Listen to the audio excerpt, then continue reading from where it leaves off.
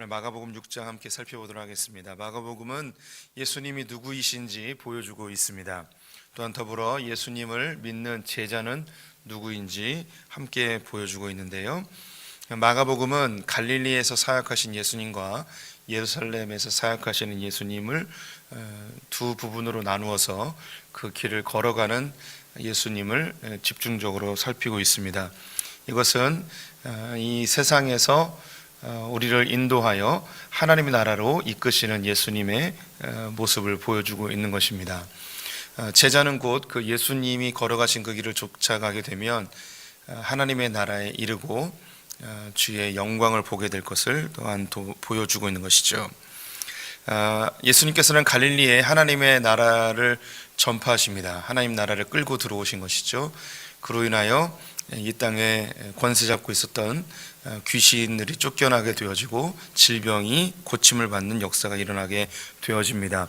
온 갈릴리에 예수님의 소문이 퍼지게 되었고, 나아가 바다 건너 거라사 지방까지 예수님의 복음이 확장되어져 귀신이 쫓겨나는 일이 나타나게 됩니다.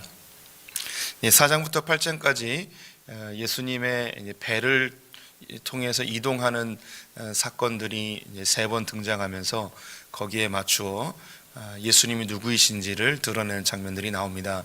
어제까지 본 것이 풍랑을 잠잠케 하신 예수님을 통해서 자연세계를 통치하시는 예수님, 또한 영적 세계를 통치하시는 예수님, 거라사 광인을 치료하시면서 귀신을 쫓아내는 장면을 통해 영적 세계, 귀신을 통치하시는 예수님을 보여줍니다. 야이로의 딸과 12의 혈루병 걸린 여인을 치료하시면서 육체의 질병을 통치하시고 나아가 죽음까지도 통치하시는 예수님의 모습을 보여주고 있습니다. 이렇게 예수님이 갈릴리 지역을 넘어서서 갈릴리 바다 건너편 데가볼리 지역까지 예수님의 소문이 퍼져나가게 되고 하나님 나라가 은밀하게 확장되어지는 모습을 보여주고 있습니다. 이제 예수님께서 이렇게 그 사역이 확장되어지고 하나님 나라가 은밀하게 확대되어져 가고 있는데, 그런 그 상황 속에서 예수님은 여전히 처음 갈릴리 지역에서 배척당하신 것처럼 다시 또 배척을 당하십니다. 그런데 그런 배척당하는 상황 속에서 예수님은 자기의 제자들을 이제 본격적으로 파송하시며 하나님의 나라를 이제 전파하기 시작하시죠. 그런 가운데 이제 세례 요한이 죽게 되고, 세례 요한의 죽음은 곧 예수님이 이제 공개적으로 하나님의 나라를 전파하고 사역을 확장해 가는 그런 중요한 전환점이 되어집니다. 그래서 오늘 이 6장은 예수 그리스도의 복음, 하나님 나라 복음이 확장되어지면서 동시에 배척도 일어나게 되고, 예수님이 공개적으로 제자들을 파송해 가시며 하나님 나라를 확장해 내시는 모습을 보여줍니다. 그리고 세례 요한의 죽음이 등장하는데요, 배척이 있고 하나님 나라의 확장이 있고 세례 요한의 죽음이 있습니다. 이것은 예수님이 걸어가시는 길, 그리고 더불어 교회와 우리 크리스찬들이 걸어가는 길을 그대로 보여주는 것이죠. 하나님 나라가 전파될 때 자연스럽게 나타나는 것이 배척의 모습입니다. 하지만 그럼에도 불구하고 하나님 나라는 확장되어져 가고 있는데요, 그 가운데 세례 요한이 억울하게 죽었듯이 예수님이 억울하게 죽임을 당하십니다. 이것은 우리 교회가, 또 우리 성도들이, 크리스천들이, 제자들이 하나님의 복음을 가지고 이 땅에 들어갔을 때 배척당하게 되어지지만 하나님 나라는 확장되어져 가고 있다는 것이고요. 그 가운데 억울하게 교회는 핍박을 당하고 또 죽임을 당할 수도 있다는 모습을 보여주고 있습니다. 그러면 구체적으로 한번 살펴보도록 하지요. 예수님이 거라사 지방에서 복음을 전하시고 이제 돌아오게 되셨습니다. 그리고 안식일이 되어져 예수님의 고향 회당에서 말씀을 전하시게 됐는데요, 그 모습을 보고 이 모습에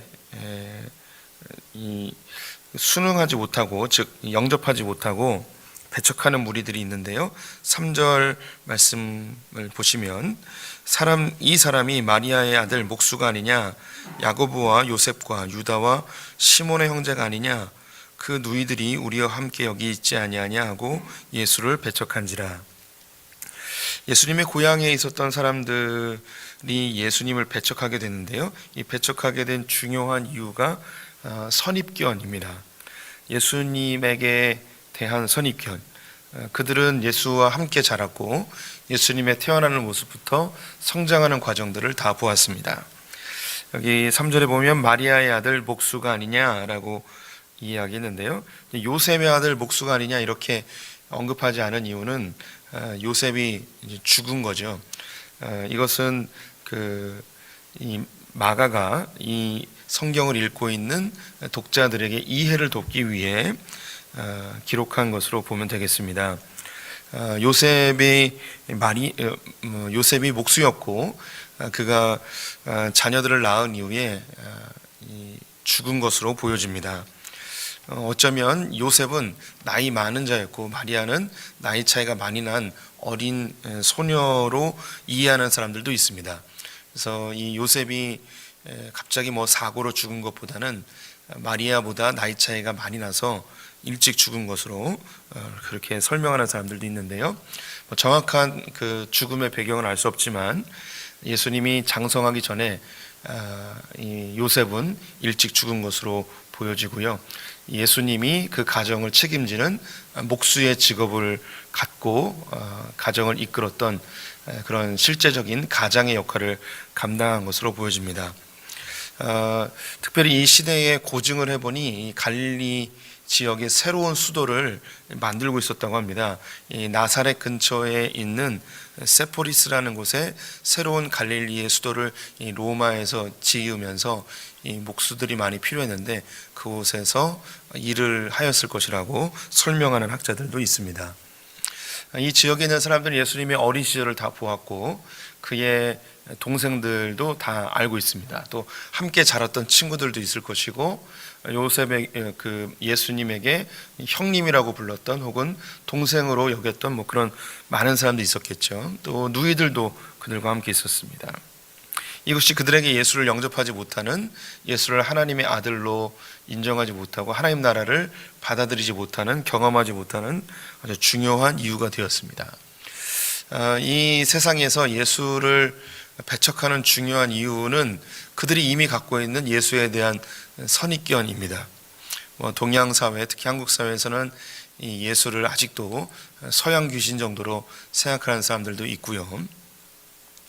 또 교회에 대한 부정적인 생각 혹은 다른 크리스찬들로 인한 부정적인 선입견이 예수의 복음을 받아들이지 못하는 그런 배경이 되어질 수도 있습니다.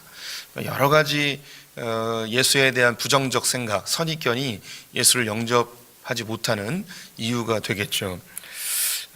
예수님의 이 놀라운 역사는 이 나사렛 지역에서도 여전히 일어나고 있습니다. 5절, 6절 보시면 거기서는 아무 능력도 행하실 수 없어 다만 소수의 병자에게 안수하여 고치실 뿐이었고 그들이 믿지 않음을 이상히 여기셨더라. 예수님은 배척당하는 갈릴리에서도 필요한 사람들에게 하나님의 나라를 증거하셨습니다. 그로 인하여 병자들이 낫게 되었는데 그런 사건들, 그런 이적들, 하나님 나라의 증거들을 보았음에도 불구하고 받아들이지 않는 그들을 향하여서 이상히 여기셨다 기록하고 있습니다. 그래서 이상히 여기셨다는 것은 왜 도대체 안 믿는 거지? 이런 개념이 아니고요. 이런 걸 보고도 믿지 않냐? 이런 걸 보면서도 어떻게 너희들은 이 복음을 받아들이지 않니? 하는 그런 안타까움, 그런 그 표현으로 이해하시면 더 좋을 것 같습니다.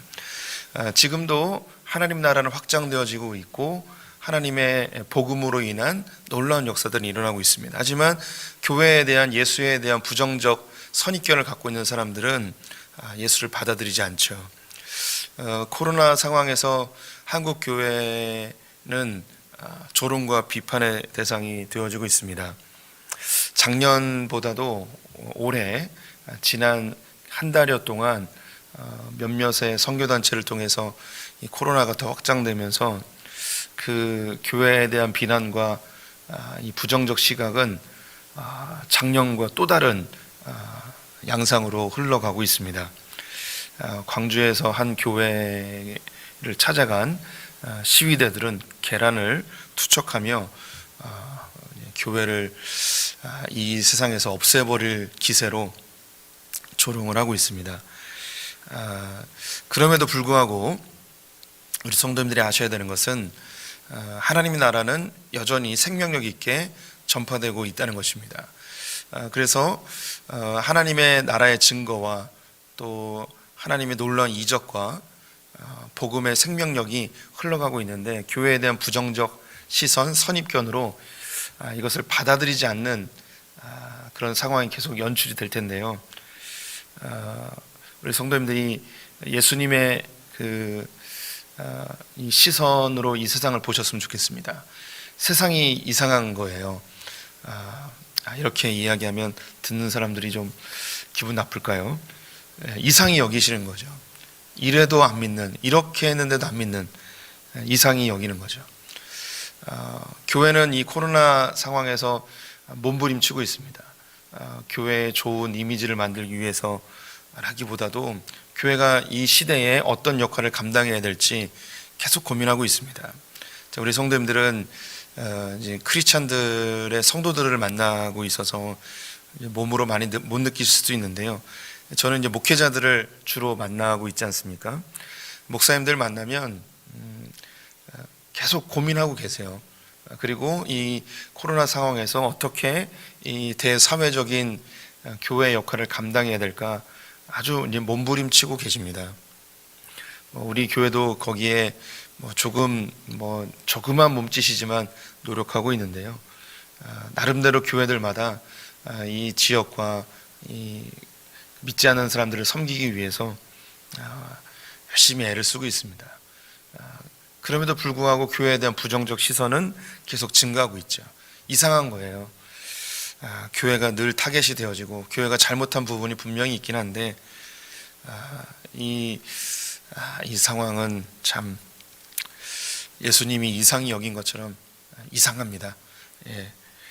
그럼에도 불구하고 복음은 확장되어집니다. 그리고 이런 배척당하는 상황에서 참 신기한 게 위축될 수 있잖아요. 배척당하니까 소심해질 수 있고 또 오히려 더 소극적으로 그렇게 보여줄 수 있는데, 이제 예수님이 이렇게 배척을 당하시는데 이상히 여기시면서도 그 다음에 하는 행동이 뭐냐면 7절 말씀 보시면